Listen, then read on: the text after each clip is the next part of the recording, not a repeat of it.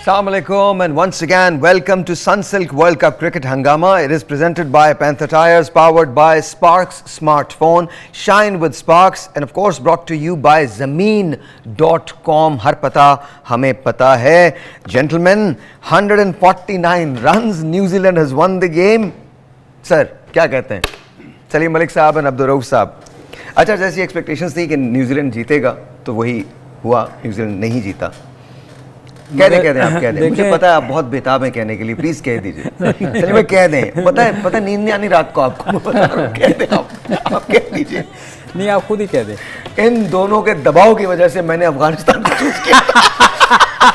लेकिन आप न्यूजीलैंड को सपोर्ट कर रहे थे. मैं न्यूजीलैंड को अच्छा सपोर्ट नहीं. मुझे लगता है कि सपोर्ट तो शायद मैं अफगानिस्तान को ज्यादा करूं. लेकिन जो टीम थी ना, जो एक्चुअलिटी थी वो ये थी कि न्यूजीलैंड की team is a better team. और मगर मैं आपको बताऊं, आपने जो प्रेडिक्ट किया था ना अफगानिस्तान जीतना, उसी को चाहिए था.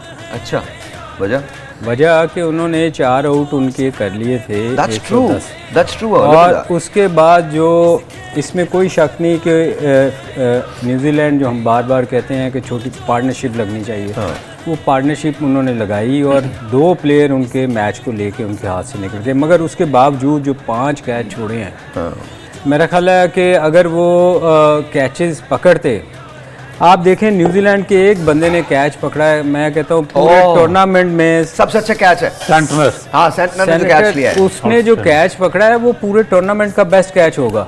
मतलब उसने कोशिश की, हाफ चांसेस नहीं छोड़े. अब उसके अगेंस्ट अगर आप अफगानिस्तान को देखें, मेरा ख्याल है कि मेरा ख्याल है कहना बुरी बात है, मगर कहना पड़ेगा कि छोटा बच्चा भी ऐसे कैच नहीं छोड़ता. ऑनेस्ट टू गॉड, जो आज उसने क्या उसका मुजीब यार ऐसा कैच आराम से पकड़ने वाला, वो यूं करके एक हाथ से कैच. हशमत ने कप्तान ने 2 कैच छोड़े हैं. इवन राशिद ने छोड़ा है. आसान कैचेस छोड़े हैं. उस पे आप कैसे फिर एक्सपेक्ट करते हैं? अच्छा, let's see. Look at the catches, the way they were dropped. Look at the catches. Look, oh my God. Oh my God. ये अब ये कैच छूटने वाले तो नहीं है. This is like at this stage of the game, I guess. जब आप वर्ल्ड कप के अंदर अपने मुल्क को रिप्रेजेंट कर रहे हैं, तो ये तो मतलब सवाल ही नहीं पैदा होता है. ये जो कैच पकड़ा, on the other hand, look at ये सीधे कैच छोड़े हैं यार. मतलब अगर आप कैसे एक्सपेक्ट करते हैं? Look at that. Even slip के अंदर जो कैच छोड़ा है, it was very easy catch, absolutely. ये देखें सीधा कैच छोड़ा है. मतलब अगर आप ऐसे कैच छोड़ेंगे तो फिर कैसे एक्सपेक्ट करते हैं कि आप मैच जीतेंगे? बहुत मुश्किल हो जाएगा. लुक एट दैट स्लिप का जो कैच अभी दिखा रहे थे हम, वो स्लिप का वो कैच था जो इसको दोबारा से अगर हम चला सकते हैं तो दिखाइएगा. स्लिप का जो कैच छूटा है, दैट वाज अनबिलीवेबल. ये इनको स्लिप कहते हैं. नहीं, Look, ये वाला that's the catch. और ये मेरे ख्याल से पहले ओवर में था या दूसरे ओवर में था, कुछ somewhere there. उसके बाद भी रिकवर कर गए थे भाई. उसके बाद भी उन्होंने उनको 110 पे 4 आउट करने के बाद जो उन्होंने बुरा खेला है. हालांकि डिसीजन हम सब कह रहे हैं कि जी डिसीजन उन्होंने गलत लिया. उनके सेकंड इनिंग में उन्होंने बॉलिंग बहुत अच्छी की थी, हालांकि सेकंड इनिंग में वाकई बहुत ज़्यादा टर्न हुआ है. ये कुछ वर्ल्ड कप में कुछ विकेट्स बहुत स्ट्रेन किसका बिहेव कर रहे हैं. मैं आपके लिए एक काम करता हूँ. मुझे अफगानिस्तान की जो बैटिंग है, ज़रा कोई बात नहीं, ये लाइव में ऐसा हो जाता है. पेपर जो ऊपर से गिरा है, कोई मसला नहीं, से काटिएगा मत प्लीज़, इसको जाने दीजिएगा. It's fine. और पता नहीं क्या कुछ चीज़ें ऊपर से गिर जाएंगी. लेकिन but anyway, I am just saying that it's okay, it happens. So please, अगर अफगानिस्तान की बैटिंग को हम लगा सकें, मुझे देखनी है अफगानिस्तान की batting. Look at that. Oh my God. Salim भाई क्या कहते हैं? यार उनकी बॉलिंग तो हम हमेशा से कहते हैं कि बहुत अच्छी बॉलिंग है. उन्होंने लाइन पे बॉल किया, उन्होंने कुछ ऐसा वो काम नहीं किया. मगर यहाँ एक चीज़ हो रही है कि रात को ना समहाउ बॉल जो है ना, वो फास्ट बॉलर को हेल्प कर रहे हैं. विकेट बहुत हेल्प कर रही है, बॉल निकल रहा है. नॉर्मली ये होता है कि सेकंड टाइम ड्यू फैक्टर की वजह से बॉल सीधा रहता है. मगर वही रऊफ, हम जो बात कर रहे हैं कि क्रॉस सीम पकड़ने से वो जो ना डबल पेस थोड़ा सा विकेट हो रहा है. आज अगर सेकंड टाइम में आप देखो, सेनेटर जब बॉल कर रहा था, वो उसको टर्न कितना मिला है, इतना लंबा उसका ब्रेक हुआ है जो कि एक्सपेक्ट नहीं कर रहे थे. और बॉल विकेट टूट रही थी, जहाँ बॉल गिरा है वहाँ से मट्टी उड़ी है शाम के टाइम भी.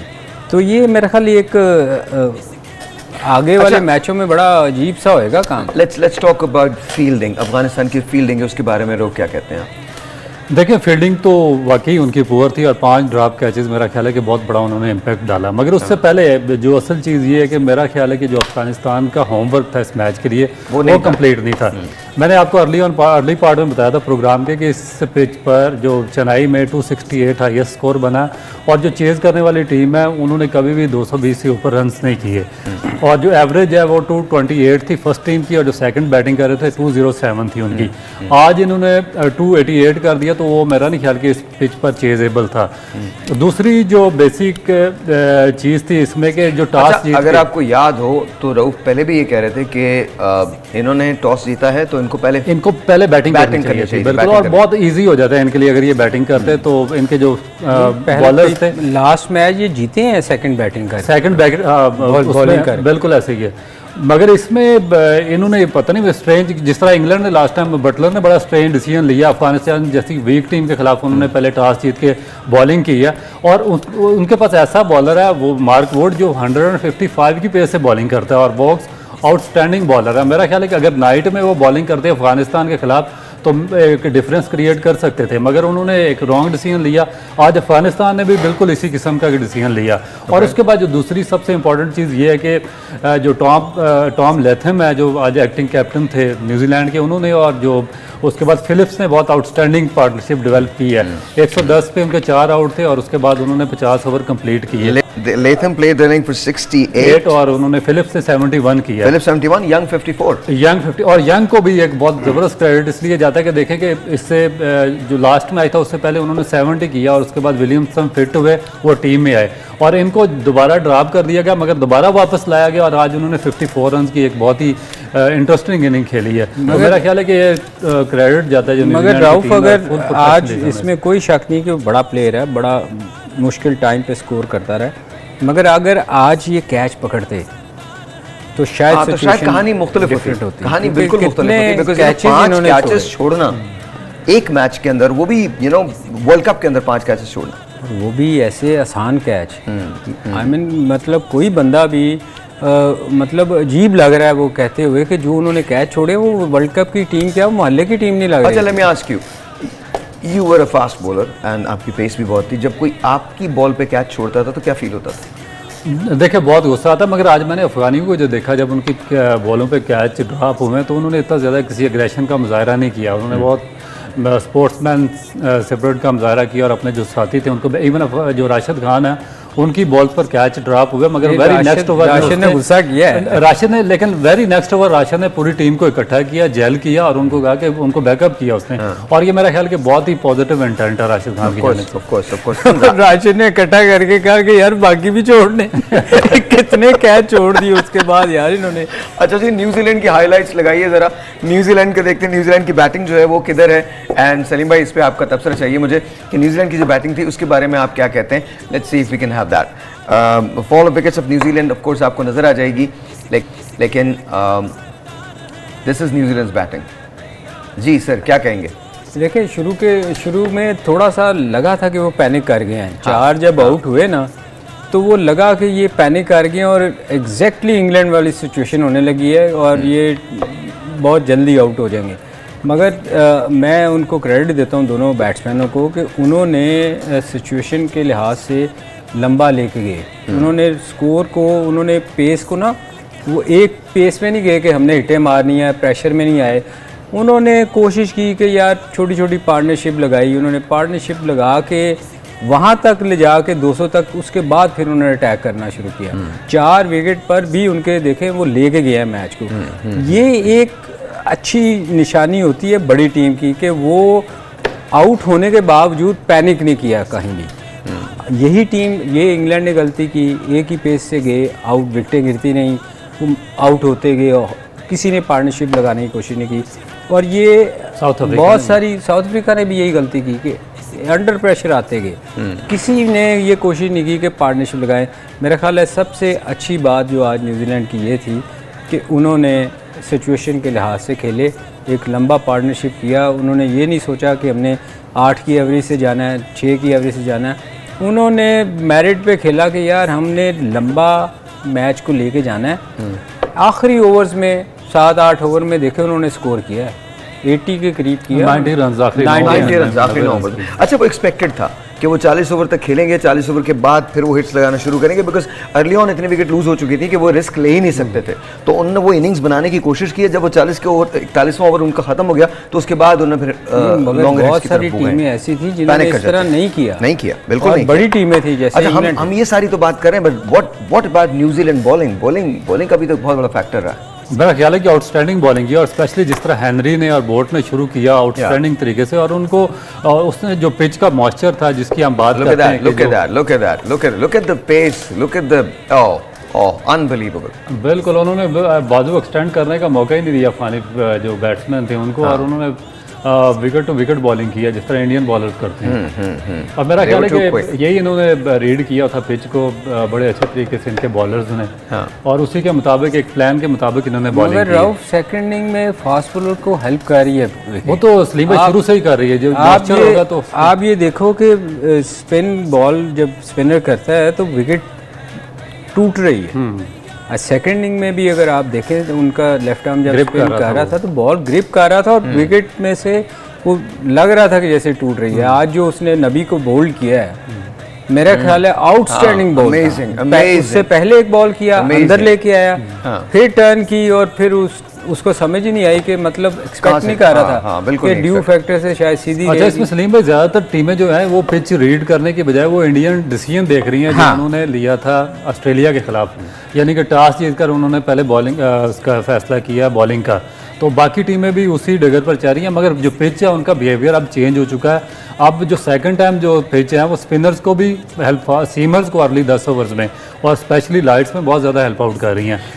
तो हम भी इसके पीछे चलेंगे, हमारी अपनी कोई सोच होगी? नहीं, मेरा ख्याल है कि इसी पे जाना पड़ेगा। असल में हो क्या रहा है कि जैसे हम काफ़ी दफ़ा ये बात कर चुके हैं, जैसे जैसे मैचेस होंगे ना विकेट इतना अच्छा नहीं रहेगा, क्योंकि जब आप रोज़ एक विकेट उसका बिहेवियर चेंज होता रहेगा क्योंकि वो स्पिन को हेल्प करेगी, और इवन स्पिन को क्या सेकंड इनिंग में तो फास्ट बॉलर को भी हेल्प करेगी। एक काम करते हैं ना, एक ब्रेक लेते हैं, ब्रेक के बाद सलीम भाई बताएंगे कि बैटिंग में क्या गलतियां हुई और क्या अच्छी बात थी, और इसके बाद आप बताएंगे सर बॉलिंग के अंदर क्या कुछ किया जा सकता था। Then of course we are gonna talk about India and Bangladesh, उनका मैच है, और दबाव में कुछ भी हो सकता है, कोई शख्स कुछ भी कर सकता है, इवन दो वो अपनी टीम भी बदल सकता है। तो ये आप इन लोगों को समझाएं कि दबाव मत दिया करें, प्रेशर में ये प्रेशर टैक्टिक्स काम नहीं आनी चाहिए। I was supporting New Zealand and then all of a sudden I had to change my decision. एक छोटा सा ब्रेक है जी, मिलते ब्रेक के बाद। ऑलराइट जी, वंस अगेन वेलकम बैक। और मैं आपको एक बहुत बड़ी खुशखबरी देना चाहता हूं। अगर आपको अपना फ़ोन चाहिए, स्मार्टफोन चाहिए, और अगर आपको एक्सेसरीज चाहिए उसकी, तो आप जा सकते हैं www.sparks.pk पे, और वहां जाके आप अपना स्मार्टफोन भी ले सकते हैं, एक्सेसरीज भी ले सकते हैं, और दाखिल हो सकते हैं एक ऐसी कुरानंदाजी में जो आपको एक बहुत ग्रैंड प्राइज दिला देगी फाइनल वाले दिन का। So make sure you do visit www.sparks.pk। Accessories के लिए, स्मार्टफोन के लिए इनसे बेहतर कोई नहीं है। सो लेट्स टॉक अबाउट क्या हुआ क्या नहीं हुआ।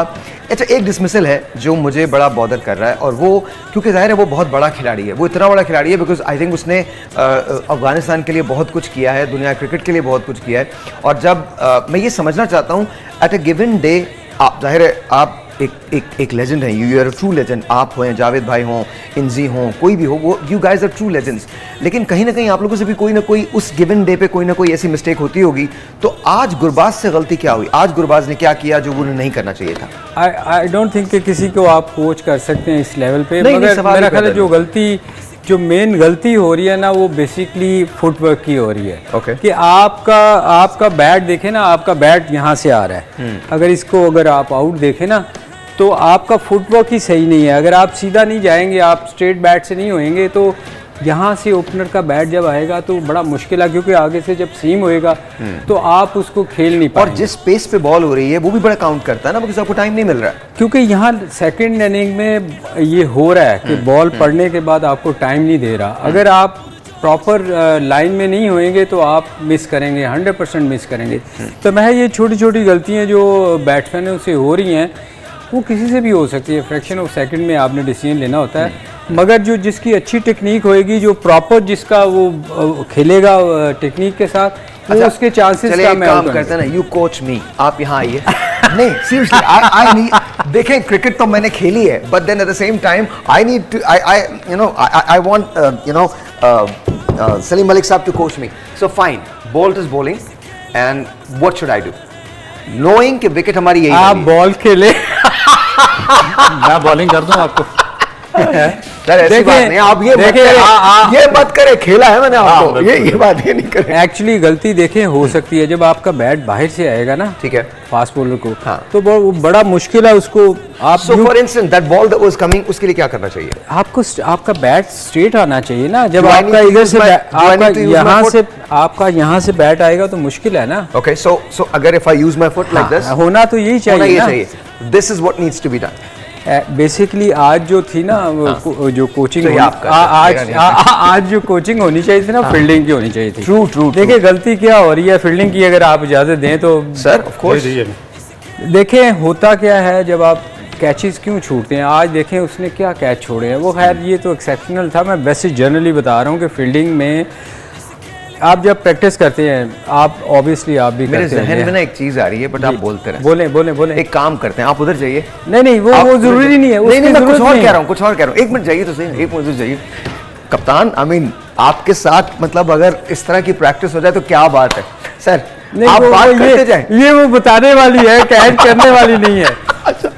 सहर भाई देखें, हमेशा आप जब नेट में फील्डिंग करते हैं ना, ये टिप है लोगों के लिए, बच्चों के लिए, कि जब आप नेट पे फील्डिंग करते हैं ना, रॉब भी करता, हम सब करते थे, आप भी खेलते होंगे बचपन में, अक्सर आपको ना हम लेके जाया करते थे, यार मुझे कैचिंग करवा दो।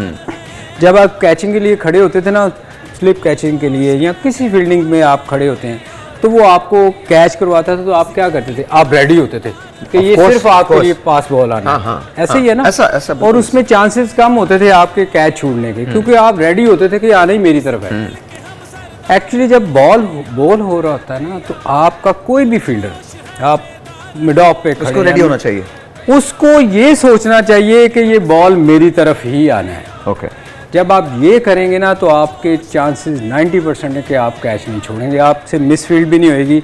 देखिए एंटीसिपेट क्या होता था, जॉन्टी रोड था ना, ओह अमेजिंग, उससे बड़ा फील्डर शायद कोई नहीं दुनिया में कम ही आया। वो मैंने क्या छोड़ दी, करता मैंने था, छोड़ दी क्रिकेट, वरना मैं देखिए जब बैट्समैन कोई जवाब नहीं दिया उन्होंने इस बात।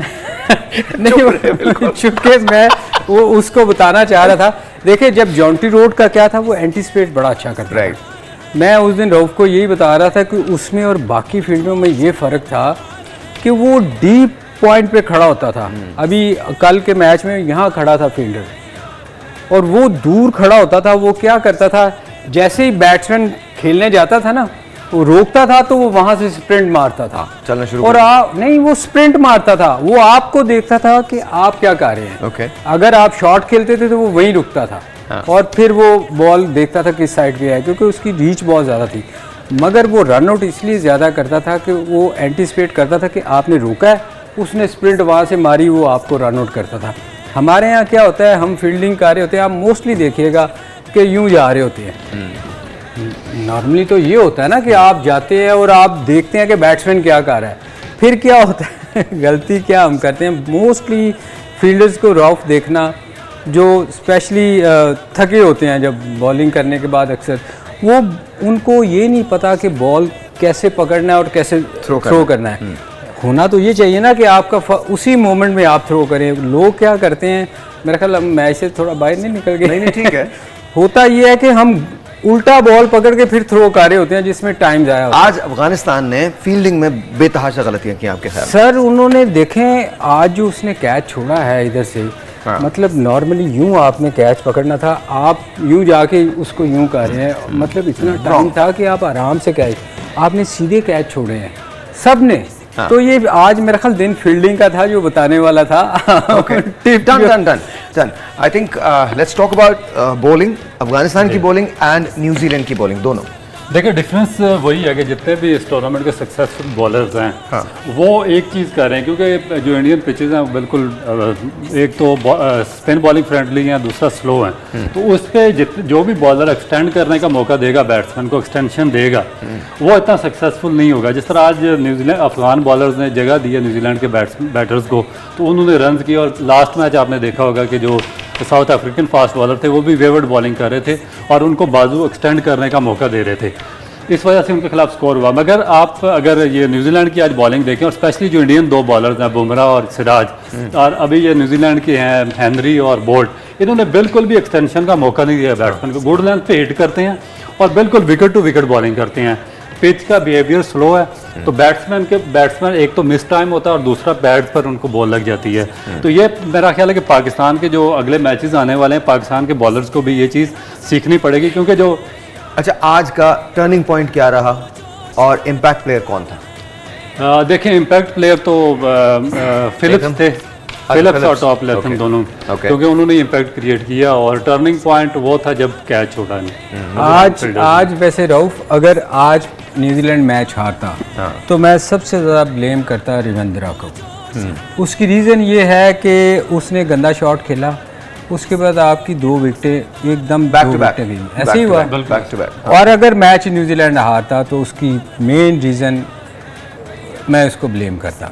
अच्छा, कितनी और क्रेडिट जाता है 2 बैट्समैनों को जिन्होंने उसके बाद आके टीम को संभाला और लंबा पार्टनरशिप लेके गए, इसलिए वो 2 प्लेयर का को फुली क्रेडिट जाता है कि वो टीम को फिलिप्स एंड लेथम। फिलिप्स वो आज एक छोटा सा ब्रेक है, आपसे मिलते हैं ब्रेक के बाद। इंडिया वर्सेस बांग्लादेश टुमारो है, तो कल उसके बारे में हम बात करेंगे। फिर एक सवाल है मेरा जो मैं आपको उस वक्त बताऊंगा जब हम वापस आएंगे, पर प्लीज डोंट गो अवे। ऐसे क्या देख रहे हैं आप मुझे? का सवाल बड़ा आपने कौन सा जवाब देना है? अच्छा, इनसे ना मैं कहता हूँ सलीमा मैं ये वाला सवाल करूंगा तो कहते हैं हाँ ठीक है आप कर लीजिएगा, लेकिन मुझसे जवाब की उम्मीद मत रखिएगा, मैं कोई जवाब नहीं देने वाला। मुश्किल है ना? नहीं, we don't want to do that. I am glad and I am blessed and I am honored that you are here. और मेरे लिए काबिले इज्जत बात है कि मैं आप लोगों के साथ शो कर रहा हूँ। एक छोटा सा ब्रेक है जी, मिलते हैं ब्रेक के बाद। We'll be right back.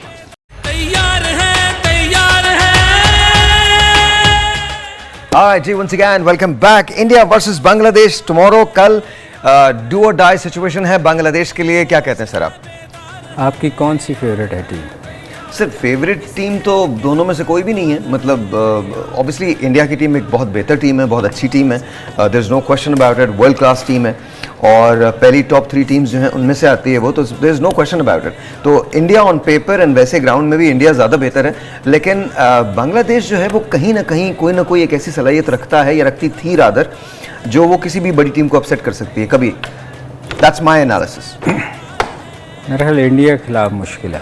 हाँ, बहुत मुश्किल है, बहुत मुश्किल है। उनकी इंडिया बहुत बेहतर टीम, उस दिन भी हमने वैसे कहा था, तो आपने पकड़ लिया था हमें। बड़ी मुश्किल से नीदरलैंड जीत गई, मगर अगर मुश्किल से नहीं, बड़ी मुश्किल से जान आसानी से नीदरलैंड जीतती है। हमारी जान बड़ी मुश्किल से छूटी। आपने मोइन वाला हिसाब कर दिया था, वो कभी भाग के इधर जा रहे यार ये क्या। मगर बात यह है कि इंडिया बहुत बेहतर टीम है। हाँ, क्रिकेट में ये चीज़ें होती हैं, ये हम कवर कर रहे हैं इसलिए कि हो चुका है हमारे साथ कि क्रिकेट में कुछ भी हो सकता है। अच्छा, आयरनी देखें, इंडिया जैसी स्ट्रॉन्ग टीम के साथ भी कुछ भी हो सकता है। नहीं, इट कैन हैपन, ये होता है। ये देखें क्रिकेट में बड़ी बड़ी टीमें हारी हैं मैचेस, जैसे देखें पिछला मैच हुआ, उससे पिछले वर्ल्ड कप में चले जाएं, बहुत सारे मैचेस ऐसे हुए हैं, England, West Indies, Pakistan, Australia, ये हारी है। बांग्लादेश से ऑस्ट्रेलिया हारी हुई है, और तो ये ऐसा हो सकता है। मगर अगर आप रियलिटी पे जाएं तो फिर तो इंडिया उनसे बहुत स्ट्रांग, ऑफ कोर्स और हार जीत गेम का हिस्सा है, किसी ने हारना है। अगर किसी का दिन बहुत, बांग्लादेश कुछ पता नहीं कोई ऐसा स्पेल हो जाए जो वो इंडिया आगे लग जाए, मगर होता नहीं है, ऐसे नज़र नहीं आता। सर देखिए बांग्लादेश में प्लेयर्स तो ज़रूर, और पीछे वर्ल्ड कप से भी उन्होंने 2-3 अंडर 19 प्लेयर इंडक्ट किए अपनी टीम के अंदर। मगर जो चीज़ सलीम भाई कह रहे हैं वो थोड़ा सा बांग्लादेश में इसलिए मिसिंग है कि जिस तरह ये नीदरलैंड या अफगानिस्तान की टीमें आपस में जेल है, एक विनिंग मोमेंटम बना हुआ है, और एक बड़ा अच्छा कम्बिनेशन इनका बना हुआ है। तो उस तरह बांग्लादेश की टीम मुझे थोड़ी सी डेस्परेट लगती है, क्योंकि लास्ट मैच में जो मैंने देखा, जो मोहम्मदुल्लाह उनके कैप्टन थे और बड़े सीजनल बैट्समैन थे, ओपन भी करते रहे हैं, उनको नंबर 7 पे भेजा है इन्होंने।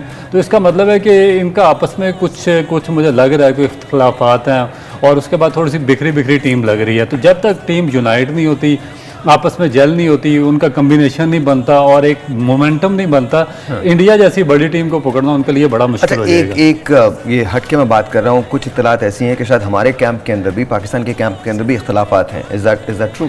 देखिए, ये खबरें तो आ रही हैं, मगर मुझे लग नहीं रहा कि इस किस्म के कोई इख्तलाफात पाकिस्तान के कैंप में आएंगे, क्योंकि मोस्ट सीनियर प्लेयर हैं बाबर आजम और काफ़ी अरसे से इसी टीम को लीड कर रहे हैं पिछले 3-4 साल से। तो होने तो नहीं चाहिए, क्योंकि सारे प्लेयर उनके अंडर खेले हुए हैं, मगर फिर भी कुछ ना कुछ आई थिंक मुझे ऐसा लगता है कि कभी-कभी पाकिस्तानी टीम को डिस्ट्रैक्ट करने के लिए भी ये कैंपेनिंग जो होती है ये होती है। मुझे ऐसा लगता है, बिकॉज अब तो सोशल मीडिया का दौर है। देखें, ये मेरा ख्याल है थोड़ा सा रऊफ छुपा गए। मैं उस दिन कुछ देख रहा था वीडियो, कुछ लोग बातें कर रहे हैं, ओके, मगर मेरा ख्याल है जो अच्छा कैप्टन होता है ना, वो अपनी टीम को लेके चलता है, साथ सबको साथ लेके चलता है। इख्तलाफात तो हर दौर में रहे हैं ना, ऐसा तो नहीं हो सकता कि तमाम लोग एकदम सिंक हों। और वो चलिए, अगर इख्तलाफात हैं तो भी क्या, कॉज तो एक ही है ना, कॉज तो एक ही जीतना। देखिए, इंग्लैंड की बाहर टीम है, वो 18 लोग काउंटी से आते हैं, मगर जब वो इंग्लैंड के लिए खेलते हैं ना, तो ऐसे लगता है कि इनसे ज़्यादा मुहब्बे वतन कोई नहीं है। तो जब आप पाकिस्तान के लिए खेलते हैं ना, कोई भी कैप्टन हो, मैं हूँ, आप हो, कोई भी हो, फिर वो आप पाकिस्तान के लिए खेल रहे हैं, फिर उसके लिए ना आपको ये नहीं सोचना चाहिए कि मैं इसको अच्छा, मेरे पसंद नहीं है, ये सही खड़ा नहीं होता, ये जिसकी चाल, वो फिर आपको पाकिस्तान के लिए परफॉर्मेंस देनी होती है। मैं देखें, अच्छा कप्तान जो होता है ना, वो सबको साथ लेके चलता है। अच्छा, एक सवाल जो मुझसे किसी ने कहा है, मैं आपसे पूछ रहा हूँ। उन्होंने मुझसे ये कहा कि अगर हम वर्ल्ड कप के सेमीफाइनल में क्वालिफाई नहीं करते तो क्या बाबर आजम की कैप्टनशिप खतरे में होगी? देखें, होता तो ये है कि जब आप बड़ा टूर्नामेंट हारते हैं ना, तो अक्सर टीमें आके कप्तानी से शोर मचता है कि ये कप्तान चेंज कर दिया जाए। हालांकि उसमें सबसे ज़्यादा कसूरवार जो होती है मैनेजमेंट होती है। आप देखें ना, कभी आपने देखा कि मैनेजमेंट चेंज हुई है, टीम हारी है, तो सबसे ज़्यादा ब्लेम कप्तान को दिया जाता है। तो जब कप्तान टीम सेलेक्ट करता है और शोर मचता है, जी कप्तान ने अपनी मर्ज़ी के प्लेयर डाले हैं, तो जब आप उसको चेंज करते हैं ना, फिर उसको ये चीज़ ज़रूर बतानी चाहिए कि ये अपनी मर्ज़ी की टीम लेके जा रहे हो, तो फिर जब हारोगे तो फिर तुम्हें ब्लेम लेना होगा कि मेरी वजह से टीम हारी है और मैं छोड़ रहा हूँ जी, क्योंकि मैं अच्छा परफॉर्म नहीं कर पाया। मगर होता क्या है कि यहाँ ना कप्तान की सुनी जाती है, ना मैनेजमेंट की सुनी जाती है। सवाल मेरा, if not Babar Azam then who? मेरा ख्याल उससे अच्छी चॉइस है ही कोई नहीं। एग्जैक्टली। अच्छा, इसमें देखिए, क्योंकि आपका वो वाहद बंदा है जो परफॉर्म कर रहा है और काफ़ी देर से कर रहा है। तो अगर बाबर, अगर उसको बहुत ज़्यादा कई दफ़ा होता है कि कप्तानी का प्रेशर होता है, प्रेशर बहुत ज़्यादा, आपकी परफॉर्मेंस आप अच्छी नहीं कर पाते। जैसे तेंदुलकर ने छोड़ दी थी कि मैं कप्तानी नहीं कर सकता क्योंकि मेरी परफॉर्मेंस अफेक्ट करती है।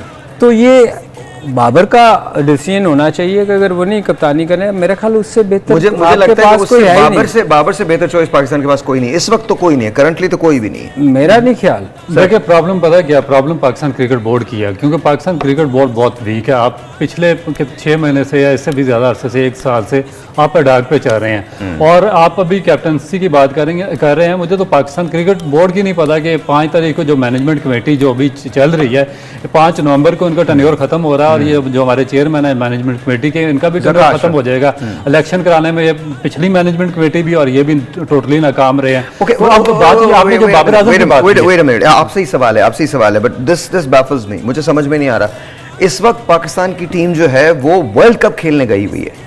इस वक्त अगर ये सिलसिला होता है कि मैनेजमेंट कमेटी के चेयरमैन को चेंज कर दिया जाता है, क्या इसका कोई इम्पैक्ट पाकिस्तानी टीम पे हो सकता है? बिल्कुल किसी किस्म का कोई इम्पैक्ट नहीं आएगा, क्योंकि वो तो अपना क्रिकेट खेल रहे हैं, उनका ताल्लुक वास्ता ही नहीं है। I just want to know. अब जो प्रॉब्लम बाबर आजम की आपने बात की है, तो ये जो चीज़, ये बात निकलना भी पाकिस्तान क्रिकेट बोर्ड से शुरू होती है। मैंने लास्ट ईयर भी एक प्रोग्राम में मैंने बात की थी कि जो आपकी फ्रेंचाइज क्रिकेट है, ये पाकिस्तान की क्रिकेट को स्ट्रॉन्ग करने के लिए बेसिकली ये होती है, मगर यहाँ से हवा उठती है कि फलाने को कैप्टन बना दिया जाए, एक फ्रेंचाइज का कैप्टन बनता है उसके बारे में खबरें आना शुरू हो जाती है कि इसको पाकिस्तान का कैप्टन बनाया जाए, एक दूसरे का, फिर उसमें प्लेयर्स के इख्तलाफात बेशुमार खुलकर सामने आते हैं। तो पाकिस्तान क्रिकेट बोर्ड को ये जो फ्रेंचाइज क्रिकेट है इन पर सख्त ये चेक एंड बैलेंस रखना चाहिए कि भाई ये पाकिस्तान टीम का कैप्टन है और इसके बारे में आप कोई बात नहीं कर सकते। अगर आपका कोई कैप्टन है तो ठीक है, आप उसको अपने आप तक रखें, ये नहीं कि आप प्लेयर में आप में इख्तलाफात को हवा देना शुरू कर दें। अब ये 3-4 फ्रेंचाइज हैं वो मुसलसल यही इसी बात का राग लाप रही है कि भाई हमारा प्लेयर टीम में होना चाहिए, जो हमारी टीम को लीड कर रहा है वही पाकिस्तान टीम को लीड करना चाहिए। वाई? तो ये चीज़ गलत है। मेरा क्वेश्चन है क्यों? वजह ही अपने आप को प्रमोट करना चाहते हैं और पाकिस्तान के मफादात को पीछे रखते हैं, अपने मफादात को ज़्यादा वो प्रेफरेंस देते हैं। एक बात मैं करना चाहता हूँ, उसके बाद आपको बताता हूँ। एक बात मैं ज़रूर करना चाहता हूँ उन लोगों से जो सोशल मीडिया पे हैं, खुदा का वास्ता एक मैच के बाद ना शुरू मत हो जाया करो, अचानक से उठ के शुरू मत हो जाया करें। प्लीज़ रिक्वेस्ट कर रहा हूँ आपसे, my humble request to you, मत शुरू हो जाया करें। पाकिस्तान ने सिर्फ अभी एक मैच हारा है और एक बहुत स्ट्रॉन्ग टीम के साथ हारा है। आई नो कि हम ज़्यादा मेहनत कर सकते थे, लेकिन प्लीज़ ऐसा मत करें। पाकिस्तान की टीम है, हमें सपोर्ट करना है, इर्रिस्पेक्टिव आप सिलेक्शन से एग्री करते हैं या नहीं करते, दैट्स समथिंग एल्स। इस वक्त वो पाकिस्तान को रिप्रेजेंट कर रहे हैं, जरूर गलतियों की निशानदेही करें, but at the end stand with Pakistan, at the end stand with them. Sir देखें, अब जो टीम सेलेक्ट हो गई है ना वो चेंज नहीं हो सकती। एब्सोल्युटली, वही मैं कह रहा हूँ। उसको आप ये तो क्रिटिसाइज़ कर सकते हैं कि सिलेक्शन ऑन अ डे ठीक होनी चाहिए। 11 प्लेयर आपने जो अच्छे हैं वो खिलाएं, जो फॉर्म में नहीं है, जैसे हम बार बार बातें कर रहे हैं, मगर 15 को अब आप कुछ नहीं कर सकते ना। अब आप अपनी टीम को उसको फुल सपोर्ट करें। बाबर आजम को टीम को भी करना चाहिए, हमें भी करना चाहिए। कैटेगोरिकली मैं तो ऑन रिकॉर्ड करने को तैयार हूँ, बाबर से बेहतर चॉइस हमारे पास नहीं है। आई एम रियली सॉरी, मुझे शायद क्रिकेट की उतनी सेंस नहीं है, लेकिन नहीं, आपने बिल्कुल ठीक बात की है। और जिनके ये नाम ले रहे हैं, मेरा ख्याल है कि वो एक फॉर्मेट के प्लेयर हैं, वो 3 फॉर्मेट भी नहीं खेल सकते और उनकी बातें चल रही है पाकिस्तान की कैप्टनसी की, किस तरह उनको कैप्टन बना दें। Let's talk about the points table. इस वक्त क्या हुआ है, अफगानिस्तान के हारने के बाद सिचुएशन क्या है, लेट्स टॉक अबाउट दैट। नीचे से हम पढ़ना शुरू करेंगे। श्रीलंका ने 3 मैच खेले हैं, तीनों हार दिए हैं और वो 10वें नंबर पे है। अफगानिस्तान 4 के बाद अफगानिस्तान जो है वो 9वें नंबर पे है। नीदरलैंड्स 8वें नंबर पे है। ऑस्ट्रेलिया जो है स्ट्रगलिंग ऑस्ट्रेलिया इज 7वें, is on the 7th। Bangladesh 6ठे पे, इंग्लैंड 5वें पे, पाकिस्तान 4थे पे, साउथ अफ्रीका 3रे पे, इंडिया 2रे पे, and New Zealand after winning today is the number 1 team right now at the world cup 2023। और आई जी, कल की प्रेडिक्शन मुझे बता दीजिए आप। Finally India, of course India. All right जी, I will also go with India. कल सुबह 1 बजे आपसे मिलेंगे, तब तक के लिए। देखा ना, इसको कहते हैं प्रेशर। इसको कहते हैं pressure. Fine, may the best team win. Good, that's it, may the best team win. थोड़ा सा ब्रेक है जी, मिलते ब्रेक के बाद, मतलब कल 1 बजे। तब तक के लिए खुदा हाफिज।